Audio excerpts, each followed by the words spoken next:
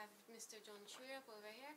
He is a fitness mentor from Bodies in Motion, and he has kindly agreed to doing an interview with us from the Third Eye. So, how long have you been doing this, being a fitness mentor and helping people change their lifestyle? So this means I have to basically date myself as age. 29 years. This is me in my 30th year. Gives you much experience. Yeah, I started in 1986, and I mean the whole concept of doing it was essentially to provide a sounding board or an opportunity for people who wanted to change their life in a different and a unique way. What exactly inspired you to do this? Well, the truth is that, you know, when I was young, well, first of all, I had a very tumultuous upbringing, which means it was disastrous. It was very volatile as far as, you know, the way I lived and how I experienced life, and very negative in a lot of respects. And then as I grew up, I was watching how a lot of other people were feeling, you know, issues of image problems and confidence and self-esteem and self-worth and value issues.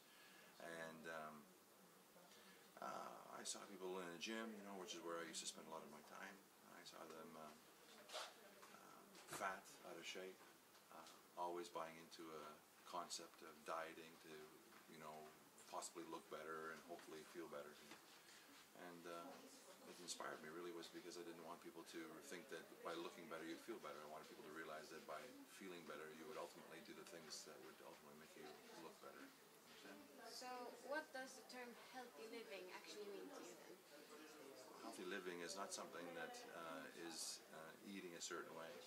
It's not exercising a certain way. It is a holistic way of being. It is healthy in the mind. It is, you know, coming from confidence and knowing oneself and being powerful and feeling empowered about your own life and being able to take that power and become whatever it is that you want to become with it.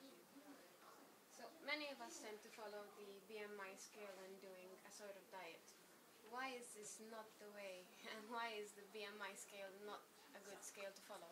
Well, BMI really says that for my frame, my body frame, I should weigh a certain amount. However, it doesn't take into account the type of mass that you're holding. So for example, if I'm 120 kilos and 5'9", 170 centimeters, I would be considered grossly obese. As a matter of fact, obesity class 3, which would state to any doctor or any insurance company that I am probably about to die.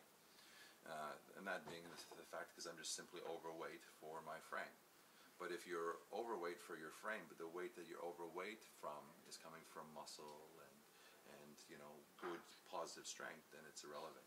Much on the other side, you can take, say, for example, a woman who's 40 kilos, and for her frame, she is, by BMI standards, perfect. But she could, in fact, have an eating disorder, eat one meal a day, and that she purges, and she's very unhealthy because her body fat could be 45%, which would make her very unhealthy. So as an insurer point of view, she's healthy. As far as a BMI scale, she's very, very healthy. But as far as physically, she's completely unhealthy, and that's the thing. I mean, it's not about BMI, more so body fat, and that's what we have to look at. Okay, so as students, we tend to brush things off, like exercise and other things, on the excuse that we have to study. Is there any way we could incorporate exercise and healthy living into our daily routine that isn't so time-consuming, like going to spend hours in the gym? Well, yeah, I mean, first of all, when you, as a student, when you are eating more effectively and nourishing your body, you become more effective at your studying. This is something that's very important. A lot of students don't they don't realize. They don't eat, they're not fully functioning, and they're cramming for their exams, and it makes it much more difficult to understand some of the information that you're actually going through. Taking the time out, going for a walk, taking, you know, a 15-minute, 20-minute breather, just walking around campus, or going for a walk outside, or going for a swim. It takes your mind off of your scholastic work. It gets you focusing on self, and in that aspect, by taking care of yourself and making yourself much more healthy, you become more efficient at the things that you're actually doing. So it's not like, you know, we want someone to go out and train, you know, every day in the gym to be effective. Just take that little bit of time in a day for yourself, recenter yourself, refocus yourself, and this will make your endeavors in your school much more effective. Why is it important for us to actually take time and educate ourselves about this topic? And why is it especially important for everyone, but sometimes those students that are going to sit for an exam, to make use of this knowledge fully?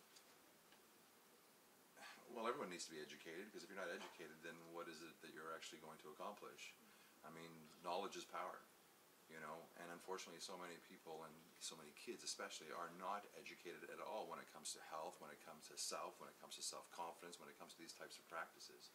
So when you're not educated, and then you actually want to achieve something, well, I mean, then you don't really have a know-how how to get it done. So it's very important that, you know, a person is taught the things that are the most important basic things: how to eat, how to feel, in the sense that how to take the time out of your own day to self-reflect and to find your own power and your own strength and your own resources. When you have that education behind you, when you realize that, you know, I am number one, and you can take the time to effectively put yourself in a position of strength, then everything that you're going to accomplish is going to be accomplishable. You understand? Because it's coming from a position of strength, and being in a position of strength means a position of education.